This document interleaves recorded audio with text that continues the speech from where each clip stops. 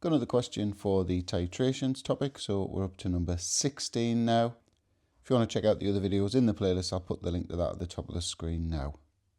Great question, this one. Back titrations are always tricky, so very best of luck.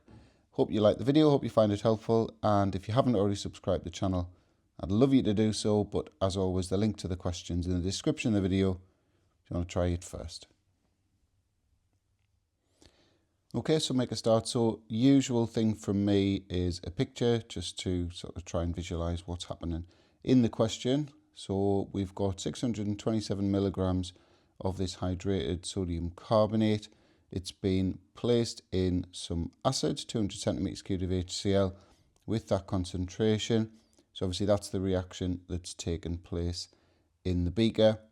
And then the sort of what's left once the reaction's finished has gone into this 250 cm cubed volumetric flask, and they've taken out 25 centimeter cube portions, titrated it against sodium hydroxide of known concentration. And there's obviously the equation for that one. So before we start, the fact that titration involves sodium hydroxide, this is going to have to be an acid. So the acid's obviously been in excess in this first stage.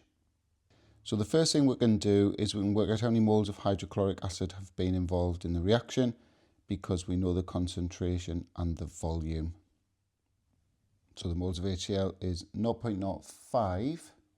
Next thing I'm going to do is work out the moles of sodium hydroxide that was involved in the titration. So that's the concentration multiplied by the mean titrate, 26.6 centimeters cubed. So that's coming out at 3.99 times 10 to the minus 3. So from the mole ratio in the titration equation, we can see that the same number of moles of HCl must have been present in the 25 cm cubed sample, and therefore there must have been 10 times as much in the 250 centimeters cubed.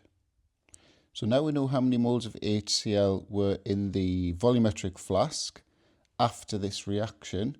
We can work out how many moles of HCl were involved in that reaction, because we know the initial moles, and we've just calculated how many moles were left over.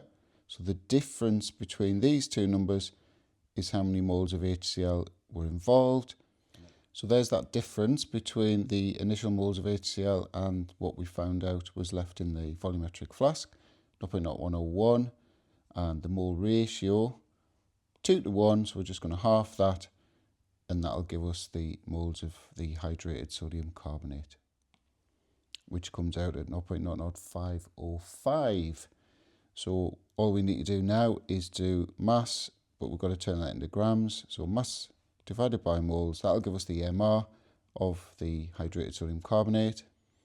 So the MR is coming out at 124 to 3 significant figures. All we need to do is subtract the known MR, so the Na2CO3 part, which is 106. So 124 minus 106 gives us 18.